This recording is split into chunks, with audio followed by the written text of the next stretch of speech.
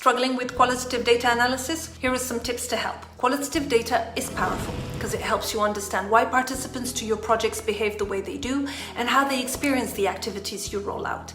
It's also challenging. Critics say it's subjective, open to interpretation, and I've personally experienced how overwhelming it can get at scale. So let's run through the 4 most common qualitative data analysis challenges and how you can address them. First up, clarify your purpose. A few questions to help you do that. Start with your project objectives. What did you set out to see change? Then ask yourself, what kind of data will I analyze? Open questions in surveys, interviews, focus group transcripts, video diaries. Then decide on what qualitative data analysis method you'll use. There are at least 5 of them, of which content analysis, narrative analysis, thematic analysis. I'll use the thematic analysis as an example here because it works with most qualitative data. Basically, it consists of reading through the data and then coding it by identifying key phrases that relate to a similar topic and then looking for themes. Challenge number 2, avoiding bias. With qualitative data analysis, it can be tough to leave your opinion out.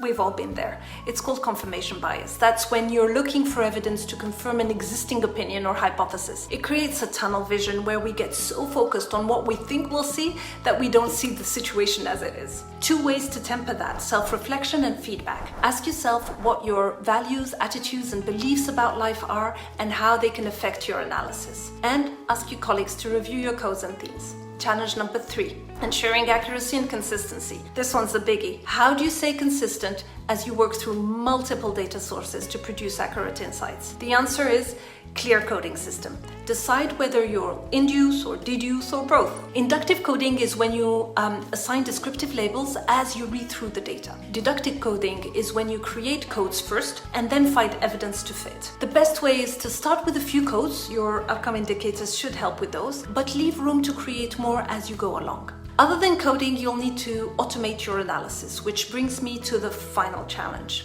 4, tackling a mountain of data. Manual qualitative data analysis can take weeks and still produce inconsistent results. So instead, explore software options. They've improved quite a bit in the last 10 years. How to choose the tools that are tailored to your needs? Well, you can reach out to me, but here are some that I have experienced with. If you're conducting sentiment analysis, that's a thematic analysis to infer participants' feelings. Dovetail is really good for that. NVivo can transcribe and analyze audio and video files. Qual offers a full experience management platform, so it's great if you also want data visualization, but you do need a dedicated and trained staff to run it. Deduce is simpler to use and much easier to collaborate on since it's cloud or browser-based. But as with any choice, there's no best option. It depends on your priorities. Each solution has specific functionality, pros and cons. Just be pragmatic with your choice. Consider the data sources, the analysis needs, the budget, the capacity, the time, and there you have it. Hope it's useful. Talk to me in the comments if you've come up with other challenges, and